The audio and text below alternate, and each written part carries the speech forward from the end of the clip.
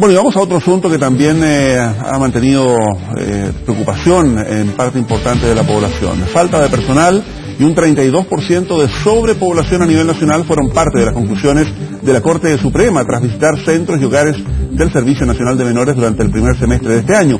Problemas que también fueron identificados por la Fundación San Carlos de Maipo. Estamos justamente con Rafael Rodríguez, psicólogo y encargado del área de justicia de esta fundación. Rafael, gracias por acompañarnos. Buenos días. Gracias, Mauricio. Brevemente contar que la fundación lleva un tiempo largo ya trabajando, ahora con una visualización, digamos, se han visibilizado a nivel público, pero con una experiencia importante en materias de protección a la infancia, ¿no? Bueno, la Fundación San Carlos de Maipo ya tiene 20 años trabajando por la infancia y la juventud de los niños de la región metropolitana, pero como bien dices tú, en el último tiempo hemos tenido una mayor presencia en medios de comunicación, justamente porque creemos que era necesario crear un referente técnico que no estuviera vinculado a el Servicio Nacional de Menores, porque en general la mayoría de los centros que trabajan en este tema tienen una relación de interdependencia con Sename o con el Ministerio de Justicia y no pueden sacar la voz porque obviamente están comprometidos también a nivel de fondo. Entonces, en el caso de ustedes trabajan con aportes privados. Nosotros tenemos aportes propios y gracias a eso también podemos dar un argumento técnico sin estar condicionados a deber favores a nadie y eso nos ha podido hablar de manera fuerte y clara cuando se ha necesitado. Ahora, dentro del informe que ha elaborado la Corte Suprema y que ha generado tanta discusión, uno de los puntos que ellos detectan claramente y que son fáciles de advertir es la sobrepoblación de estos centros de menores. ¿Esto se soluciona solo con más recursos? Mira, cuando uno habla del Servicio Nacional de Menores, uno tiene que entender que aquí hay un sistema en crisis que va mucho más allá del servicio y del Ministerio de Justicia. O sea, si tú analizas el tipo de beneficiarios que tiene el Servicio Nacional de Menores, ya sea en el área de protección o en el área de justicia juvenil, uno se encuentra con un público que es súper difícil de intervenir y que necesita de intersectorialidad para poder disminuir la complejidad que este público tiene.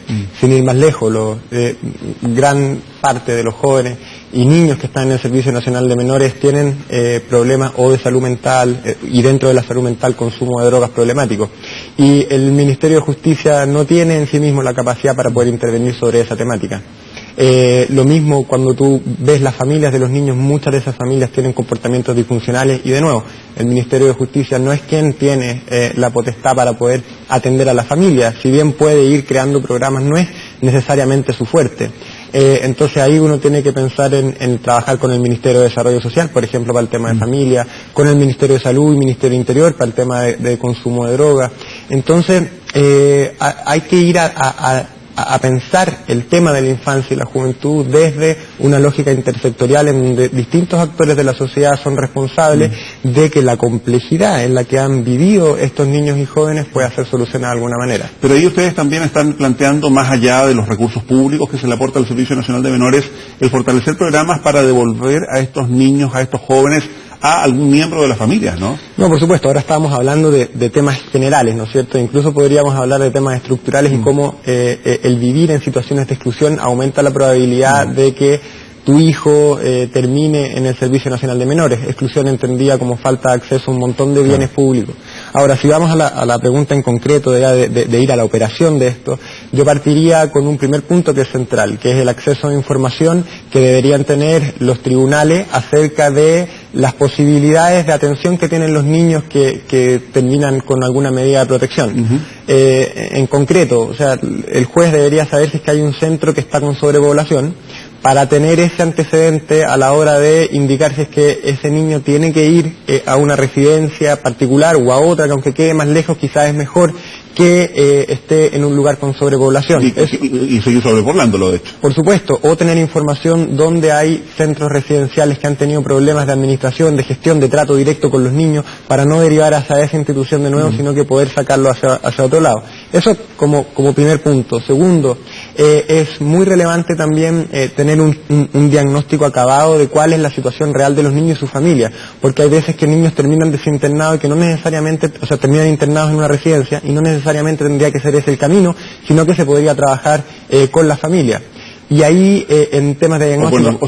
con la familia extendida, digamos, no necesariamente padre, madre, sino que eventualmente una abuela, un tío. Esa es otra alternativa, igualmente válida. O sea, el tema del diagnóstico es central y lamentablemente durante la semana pasada hubo un reporte acerca de los diagnósticos, las maneras en que se hacen podrían tener deficiencia y eso afecta al sistema en su totalidad también.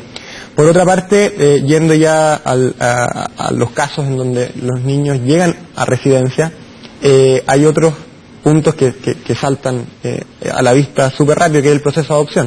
O sea, las personas que participan de los procesos de adopción tienen que estar una enorme cantidad de tiempo esperando poder adoptar a alguno de estos niños, y ahí hay algo que revisar, algo que mejorar para que los procesos de adopción sean más expeditos y que eso impida que niños que ya están cercanos a los 4 años, 5 años, 6 años, no hayan sido adoptados, porque una vez que llegas a esa edad, la posibilidad de que seas adoptado es muy baja y te quedas en el sistema hasta que cumples 18 años al menos. Claro, detengamos ahí un momento en el tema de la adopción, porque cómo hacer del proceso de adopción, por una parte, más expedito, pero también con todos los resguardos y los cuidados que no solo exige la ley, sino que incluso exige el sentido común, de no hacer de esto sistemas de adopción express en el fondo. Por supuesto, y ahí lo más importante es algo que carece no solamente el Servicio Nacional de Menores, sino que básicamente todas las políticas públicas y programas sociales también de las fundaciones de la sociedad civil, que es un mecanismo adecuado de evaluación de lo que se está haciendo.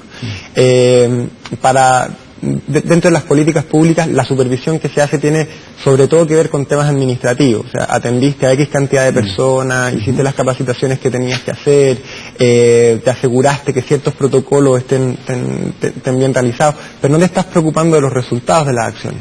Por ejemplo, en el Servicio Nacional de Menores, en el caso de las residencias, hay un ideal de atención que sea 12 meses. Pero ya sabemos que el tiempo promedio de permanencia en las residencias son 2,7 años, ¿no es cierto? Ahora, que es otro de los problemas que detecta la Corte Suprema, los largos plazos de estadía, como tú dices, en algunos casos casi 2 años y medio, un poquito más. Claro, ahora esa cifra es compleja porque incluye los niños que ya se quedaron en el sistema. Ahora, si no incluimos a esos niños, los mayores de 8 años, más o menos el tiempo promedio de permanencia son alrededor de 18 meses. Son 6 meses más de lo que se debería por normativa técnica. O sea, entonces, ¿qué están haciendo las residencias o qué está haciendo el Servicio Nacional de Menores para poder cumplir con esa meta? Y esos análisis son los que faltan. Y bueno, nosotros trabajamos en la Fundación San Carlos de Maipo con un montón de organizaciones que están implementando programas del Servicio Nacional de Menores, y hay temas que uno podría evaluar. Por ejemplo, se están entregando atenciones especializadas para el tema de familia, como veníamos conversando recién, atenciones especializadas para el tratamiento de drogas o de salud o trastornos de salud mental que son complejos, qué resultados podemos lograr realmente también con los niños y qué alternativas tenemos de salida. Por ejemplo, la familia extensa que tú dijiste, que hay un programa de familia de acogida que se ha tratado de pilotear durante 2 años y lamentablemente no se ha logrado porque no hay familias interesadas tampoco en participar como familia de acogida. Para que se entienda, la familia de acogida es una pareja o una familia que decide recibir niños que están en residencia durante un tiempo mientras están se está definiendo la salida de adopción como una alternativa o la vuelta a su familia de origen. Entonces no hay suficientes familias de acogida para poder soportar la necesidad de niños que hoy día están necesitando de ese tipo de salida.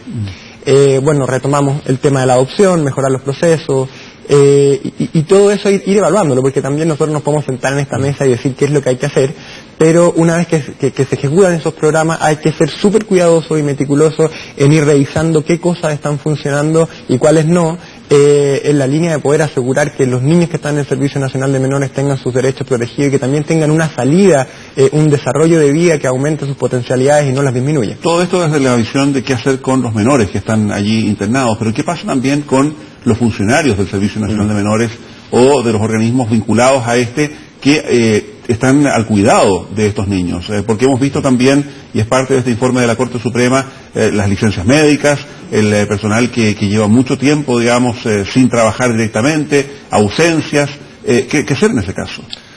Bueno, entendiendo que se está trabajando con un grupo de niños muy complejo y que esa metodología de trabajo siempre te va a generar problemas. O sea, tú cuando juntas a un grupo de personas que tienen características complicadas en un mismo lugar, no podemos suponer que no se van a generar problemas. Entonces hay una lógica de política pública que, bueno, a juicio de la Fundación San Carlos de Maipo, es una lógica que hay que cuestionar de manera intensa. O sea, las residencias, por ejemplo, hay residencias, se ha hablado varias veces, un par de residencias en la región metropolitana que tienen más de 100 niños.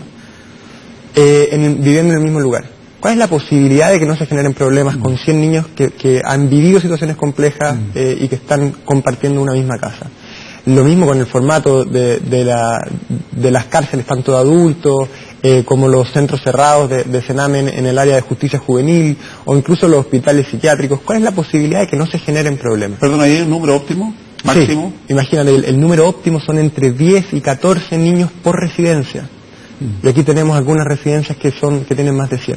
Pero para eso se requieren más recursos, ¿o no? Por supuesto que se requieren más recursos, pero hay que entender bien en qué gastar los recursos. Primero, hay que entender cuáles son estos estándares. No solamente de cantidad de niños por residencia, sino que también la cantidad de profesionales y calidad de profesionales que se necesitan para poder trabajar con ellos. Y ahí obviamente que faltan un montón de recursos, no solamente en la construcción o arriendo o compra de casas donde estos niños puedan estar, sino que además de poder generar las capacitaciones para que el personal del Servicio Nacional de Menores o de las colaboradoras de Sename sea capaz de intervenir adecuadamente. Pero por otro lado, también es necesario revisar qué sueldos se están pagando, porque la alta tasa de rotación que tienen el Servicio Nacional de Menores, por un lado, está por la complejidad de los jóvenes o niños con los que uno está trabajando, pero también por el ingreso que se recibe. Entonces, si uno quiere mantener buenos profesionales, tiene que pensar también en cuánto vale mantener esos profesionales. Muy bien, Rafael Rodríguez, muchísimas gracias por habernos acompañado esta mañana en 24 Horas. Muchas gracias a ti, muy amable.